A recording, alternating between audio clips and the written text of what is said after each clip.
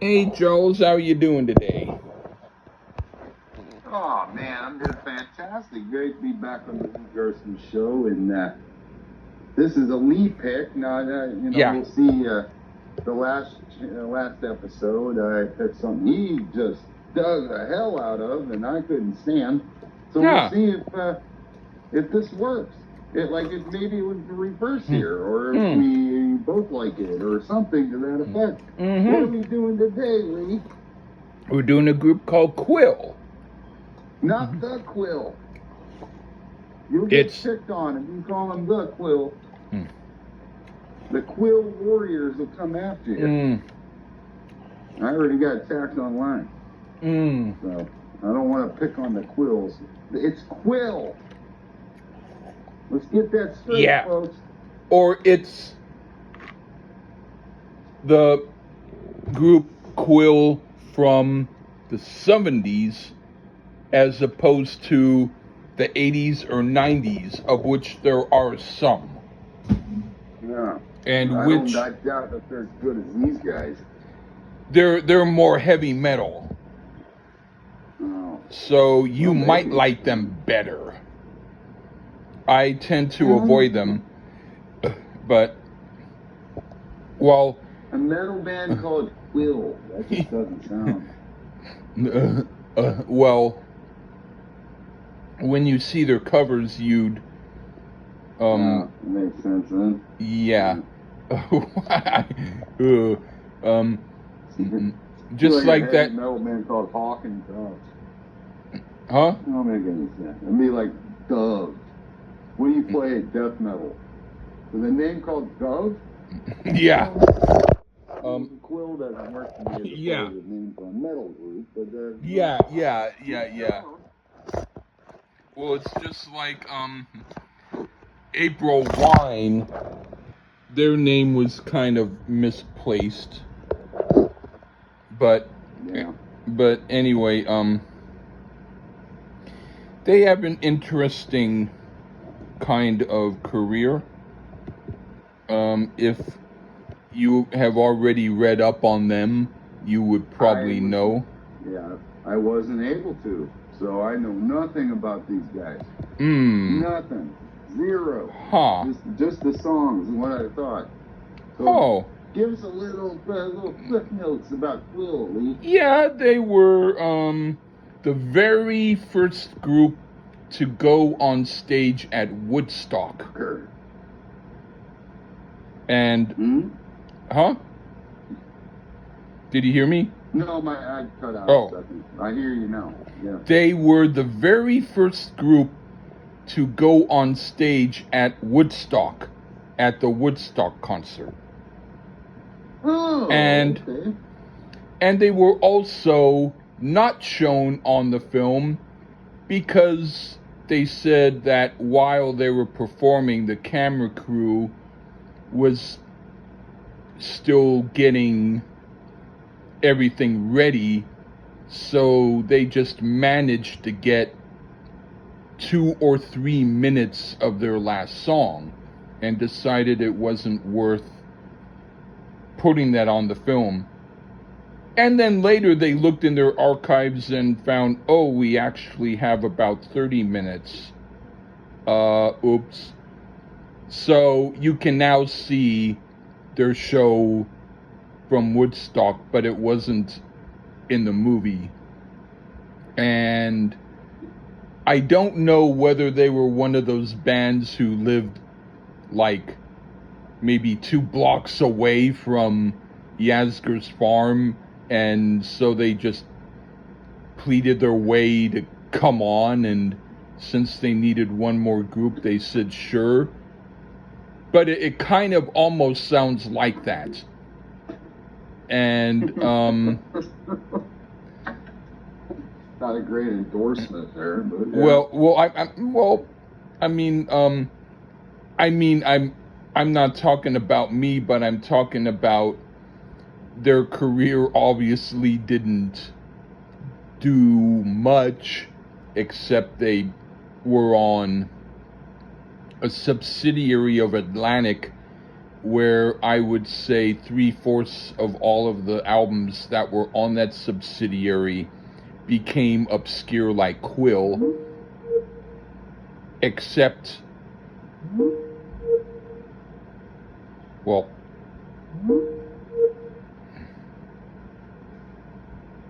yeah, 3/4 became obscure like Quill, except if it was someone like Brooke Benton or Otis Redding, then they got more popular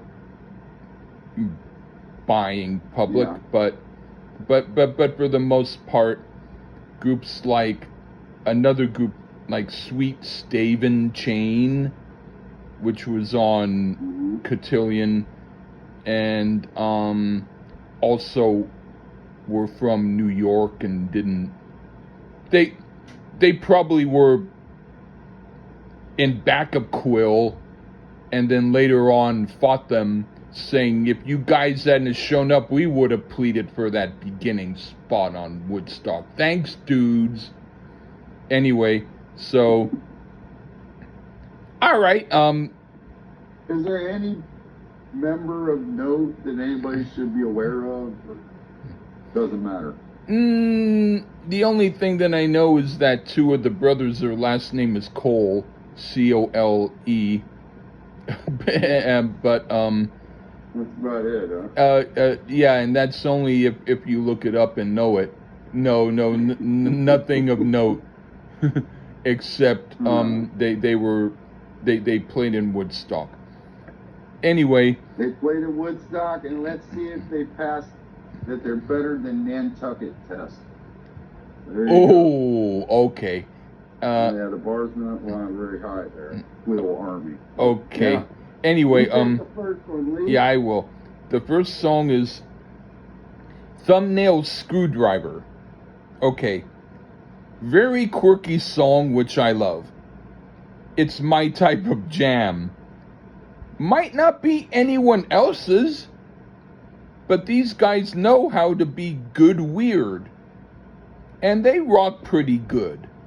The song has some odd, awkward musical moments in it, which work because it shows their non-compromising stance. This is music one has to earn the liking for. What do you think? Now the song starts out with a bit of wacky oddness going on, like beating on tin cans and frying pans and I don't know, and pipes, or I don't know, random noises. But then it kicks into a bitchin' guitar riff. Now lyrically it's a bit out there, but I really dig the guitar riff here. It reminds me of some of the work of Graham Coxon from the Blur outfit there out of England. Huh. In particular, of the tone of the guitar. I like this one. Psychedelic Goodies here. It's one that it gets better as it goes. So we're on a promising start here with Thumbnail Screwdriver. Right on. What do you think of the tube exuding? This comes across as like mystical yacht rock. Like floating down a rainbow river on a marshmallow raft with trees of plaster all around you. And somehow it works. I don't know how, but somehow it works because it's guitar feedback all over the place. This is very odd, very strange, and I dig it. Right on. Cool. This is very weird and reminds me of stuff I've done. And I didn't purposefully try to sound like them, but I can't honestly say they weren't an influence, because I started doing this type of stuff after hearing them. I really like it. It's hard for me to say it's a favorite of mine on here, except for how I need to say it's a favorite of mine on here. But some people might be puzzled why I would like this type of song. Well, they don't need to hear it, do they? Okay. Yeah, they're stupid, because I like it too. Right on, yeah. And now for They Love the Life. Okay. This is like their filler song, but in a very weird way. even though I don't like the White Boys version of Junkaloo music in the middle. I do think it makes sense when the song comes around and finishes normally. So I can and will still listen to it, but even for me, this is a bit more indulgence than I thought was necessary. What do you think? I get White Rabbit from Jefferson Airplane vibes on this. Also a bit of 5 to 1. Oh, yeah. And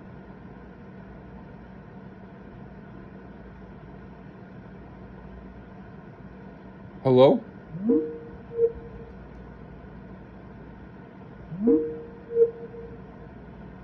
Perhaps if I hadn't heard those songs, I'd enjoy this more. But it's not a complete loss, but it just doesn't sound very original. But it's okay. It's just filler to me. But I think White Rabbit 5 to 1 is better. Okay. That's what it sounds like. Okay. What do you think of BBY?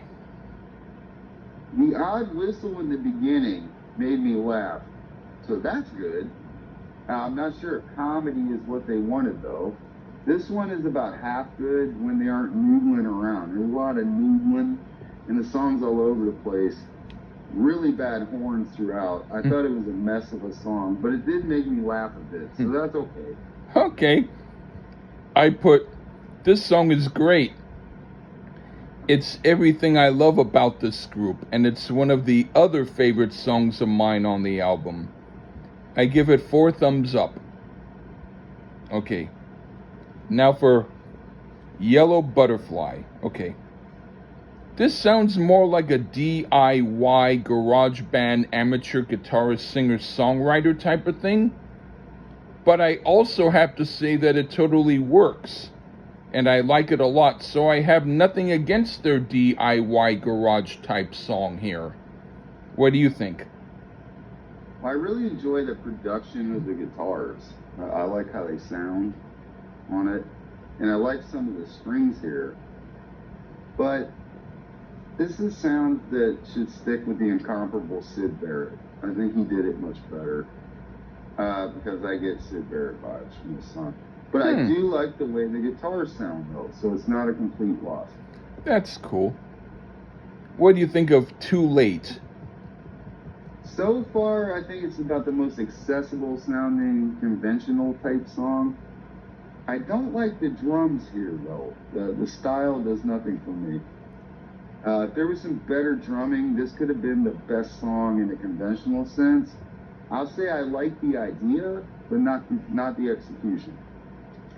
Okay, I put, if you ever wondered what type of songs I wrote back in 1972, this is close enough musically to inform you of what I was doing. Especially the way he's singing and the type of song it is. Of course, being that I would be about 7 years old and only doing it by drumming and singing, means this is more sophisticated than what I would have done, but still my mental intention would be something similar to this. I do like this song. It feels a bit normal for them. I do like it, so I won't say it's a filler track, but it's interesting how they chose to not weird up this song. So I give them credit for showing they can do normal stuff too. Okay. Now the last one, Shrieking Finally. This is Quill's last song in the same way as Led Zeppelin's How Many More Times was their last song on their first album. I will not say this is better than Led Zeppelin's song. That would be absolutely bonkers if I thought that. But I want to say it shows inventiveness in a way somewhat like Led Zeppelin. And I do like the song. In certain parts, it's my favorite song on the album, and other parts, it's still good, but not my complete favorite. But still, every time I hear this song, I get a different feeling from it. And that's the point of music. So I say kudos to this song. What do you think? Well, In the beginning, it reminds me of Spinal Tap's Stonehenge. Oh, How all it right. starts out. That don't mean, oh my. No, I'm just saying, oh, all right. That's why. Oh, I think you said, oh my. No, I was saying, oh, okay. That's all. They had me lost with the druid chanting in the beginning, but then the music kicks in. And this one's got some swagger to it. I wouldn't have necessarily done that chanting in the beginning. It was me. It's my choice. But this one is mostly good. The electric piano isn't very good at points. He's just hitting like one note. Oh, yeah. But this is one of the better tracks. This was an odd, quirky album that I mainly enjoyed, but I do think there are better bands that did quirk. Jody Grun.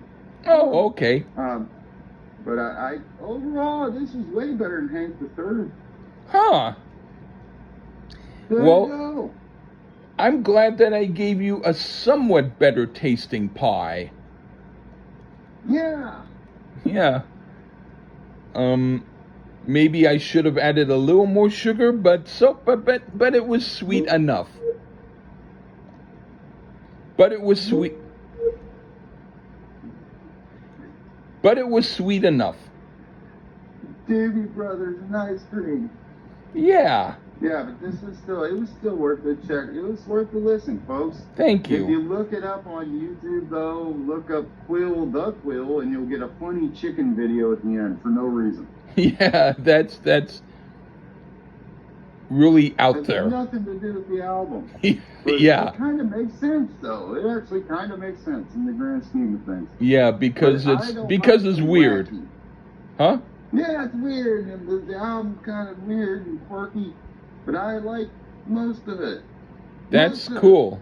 So I'm turning into a wonky type of guy myself here because of the great Lee Gerson, folks. Thank you. Will. Well, I would say it probably has to do with the type of wacky. That maybe you still have some intelligence going on. Perhaps. You gotta know what good is. Yeah. Okay, I'll admit you do know what's good. Occasionally. Even if I don't like it, you end up liking it. So. Well. But either way. Yeah. Either way, I enjoyed me some Quill. So you wouldn't hurt yourself at home to check out the album. And to the Quill Army, you finally got a review of your favorite band. There you go. Okay. Maybe somebody will see it for that. Thank you. There okay. You go. Take care, Thanks everybody. for doing it. All right. Bye-bye. All right, man.